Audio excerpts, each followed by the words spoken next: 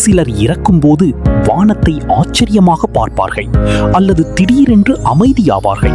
ஏனெனில் வானில் இருந்து மலக்குகள், வானவர்கள் இறங்கி வருவதை அவர்கள் அப்போது பார்த்து கொண்டிருப்பார்கள்.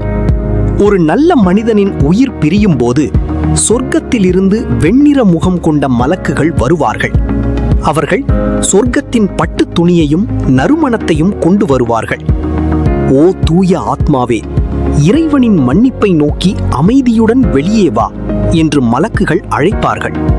அந்த நறுமணத்தை கண்ட அந்த உயிர் உடலை விட்டு பிரிய ஆசைப்படும்.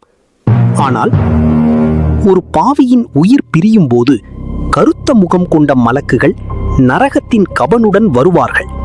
அவர்களை பார்த்தே அந்த மனிதன் மரண வேதனையின் உச்சத்தை உணரத் தொடங்குவான்.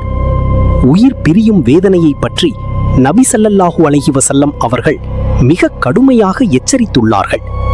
நல்லவர்களுக்கு அது நீரிலிருந்து நுரை வருவது போல மிக மென்மையாக இருக்கும். ஆனால் தீயவர்களின் உயிர் ஈரமான கம்பளியிலிருந்து முட்கள் நிறைந்த கம்பியை வலுக்கட்டாயமாக இழுப்பது போல் இருக்கும். அந்த ரணமான வேதனையை யாராலும் கற்பனை செய்ய முடியாது. உயிர் பிரிந்தவுடன் மலக்குகள் அந்த ஆன்மாவை ஒரு கபனில் சுற்றி வானத்தை நோக்கி எடுத்துச் செல்வார்கள்.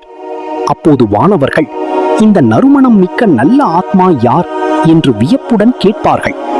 அல்லாஹ் அந்த நல்ல ஆத்மாவை சொர்க்கவாசிகளின் பட்டியலில் எழுதும்படி வானவர்களுக்கு கட்டளையிடுவான். ஆனால் தீய ஆன்மாவோ வானிலிருந்து பூமிக்கு தூக்கி எறியப்படும். பின்னர் அந்த ஆன்மா மீண்டும் மண்ணறையில் உள்ள உடலுக்குள் கொண்டு வரப்படும்.